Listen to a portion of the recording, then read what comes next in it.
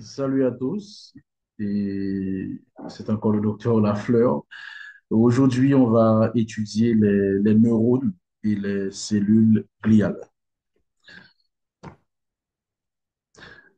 Les neurones sont des cellules microscopiques très nombreuses et estimées à environ 100 milliards au niveau du cerveau de l'homme. Et ces neurones se communiquent entre eux en transmettant des signaux électriques et chimiques. Et c'est grâce à leur morphologie et à leur organisation complexe que les neurones peuvent accomplir cette communication essentielle au fonctionnement du cerveau humain. Donc, les neurones sont composés de trois parties. Donc, vous avez ici, là, le corps cellulaire ou péricaryon. Donc, vous avez l'axone et les dendrites. Vous voyez, j'ai bien dit le corps cellulaire ou péricaryon ou soma, l'axone et les dendrites. Donc, les dendrites, ce sont des arborisations que vous avez qui se sont fixées directement sur le corps cellulaire. Généralement, le neurone ne se nourrit que de sucre et d'oxygène. Donc, c'est les nutriments essentiels à la survie du neurone. Donc, le sucre et l'oxygène lui sont parvenus à travers le sang. Donc, on est d'accord. Dans le temps, il était une discussion assez très répandue à travers toutes les écoles de neurosciences que le neurone ne se reproduit pas.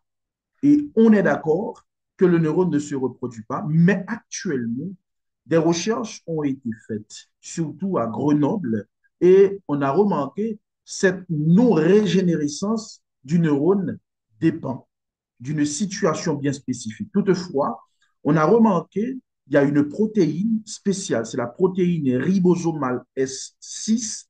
Si cette protéine est phosphorylée, eh bien, ça va permettre la régénération du neurone. Et d'ailleurs, il y a un médicament qui sera mis sur le marché donc pour pouvoir assurer cette régénérescence, parce que en fonction des lésions cérébrales, on peut avoir des neurones qui meurent et malheureusement, donc les fonctions dépendant les fonctions assurées par ces neurones-là ne seront plus assurées puisque le neurone n'y est plus.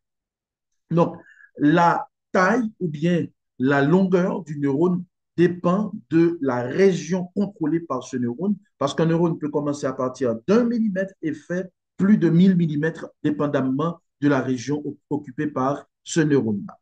Donc, le neurone, avec ces trois parties, donc l'axone, dendrite et le péricaryon, donc chaque partie du neurone assure une fonction bien déterminée. Donc, le neurone, c'est comme toutes les autres cellules, c'est une cellule eucaryote avec toutes les particularités. À la seule différence au niveau du neurone, on trouve ce qu'on appelle les corps de Nissl que vous n'avez pas au niveau des autres neurones. Et vous avez aussi la lipofuxine, donc qui est un élément présent au niveau du neurone qui va déterminer ou bien qui va définir le vieillissement. Donc, il y a d'autres fonctions que vous avez, OK, qui est d'autres fonctions remplies par la lipofuxine, mais toutefois, ce qu'il faudrait retenir, donc, autant qu'un neurone est riche, OK, autant qu'un neurone soit riche en lipofuxine, donc, ça définit que la personne est très âgée. Donc, l'axone, bon, disons, le dendrite capte les informations venant de l'extérieur et amène ces informations au niveau du corps cellulaire. Donc, on peut dire que le dendrite assure la fonction sensitive du système nerveux. Donc, le message qui parvient au niveau du corps cellulaire, ce message sera interprété et la réponse va être ramenée en périphérie par l'axone. Donc, l'axone qui arrivé en périphérie va se terminer par une forme d'arborisation ou bien le bouton terminal. Donc, l'axone est enveloppé par quoi? Donc, l'axone, on pourrait dire que l'axone a une membrane, mais cette membrane qui enveloppe l'axone, c'est une membrane discontinue. OK? Donc, c'est ici-là, c'est ce que vous appelez la gaine de Schwann ou bien la gaine de myéline, et chaque discontinuité auquel de cette membrane forme un nœud que vous appelez le nœud de Ranvier. Donc, et la présence de la myéline, OK, donc au niveau de l'axone, va faciliter la conduction de l'influx nerveux parce que la conduction de l'influx nerveux est influencée par trois choses. Premièrement, le diamètre du nerf, autant que le diamètre est grand, c'est autant que la vitesse sera grande, donc le diamètre du nerf. La présence de myéline ou non, donc la présence de myéline influence la conduction de l'influx nerveux et la température. Donc, quand il fait froid, on a un ralentissement dans la vitesse de l'influx nerveux. Et quand il fait chaud, donc l'influx nerveux, il part beaucoup plus rapidement. Donc, ce sont les éléments qui influencent la vitesse de la conduction de l'influx nerveux. Donc, on a parlé de la myéline. Donc, et cette présence de myéline aussi va définir une chose qu'on va parler tout à l'heure, donc la substance blanche et la substance grise. Donc, les zones qui sont dépourvues de myéline au niveau du système nerveux central donc, représentent la substance grise et cette substance grise peut se retrouver en centrale ou en périphérie et les zones où on n'a pas de myéline, donc constituent les zones riches en myéline, donc on les appelle la substance blanche. Donc, il y a différents types de neurones, mais retenons qu'il y a trois grands types de neurones. Il y a les neurones multipolaires, les neurones pseudo-unipolaires et les neurones bipolaires. Les neurones multipolaires, ce sont ces neurones-là qui sont plus nombreux au niveau du parenchyme cérébral. Les neurones multipolaires représentent environ 90% des neurones. Et ces neurones inclut notamment les motoneurones, les cellules Purkinje et du cervelet, les interneurones et les neurones du système nerveux autonome. Donc, ce sont ces neurones-là donc, qui sont riches en, et ce sont ces cellules-là qui sont riches en neurones multipolaires. Tandis que, ici, là, donc là, l'image que je vous montre ici, c'est le neurone multipolaire. Tandis que pour le neurone pseudo-unipolaire que vous avez ici, donc ces neurones se retrouvent au niveau des ganglions sensitifs, des nerfs crâniens et des nerfs rachidiens. Donc, au niveau de ces ganglions, vous avez le neurone pseudo-unipolaire. Tandis que les neurones bipolaires sont localisés soit au niveau de la rétine, le nerf olfactif, qui est la première paire de nerfs crâniens, les ganglions du nerf 8, qui est le nerf cochléo-vestibulaire. Donc, vous allez retrouver le neurone bipolaire dans trois endroits. Okay? C'est au niveau de la rétine, au niveau du nerf olfactif et au niveau des ganglions du nerf cochléo-vestibulaire. Et c'est ce que vous avez. Donc, c'est encore cette même image qu'on a ici, là. Donc, les motoneurones, les neurones sensoriels et les interneurones. Donc, à noter qu'un même neurone peut se retrouver soit au niveau du neurone sensoriel, au niveau du neurone, au niveau du motoneurone, ou bien au niveau des interneurones. Donc, les neurones, donc, qui sont responsables de la conduction de l'influx nerveux, on verra la physiologie de l'influx nerveux après.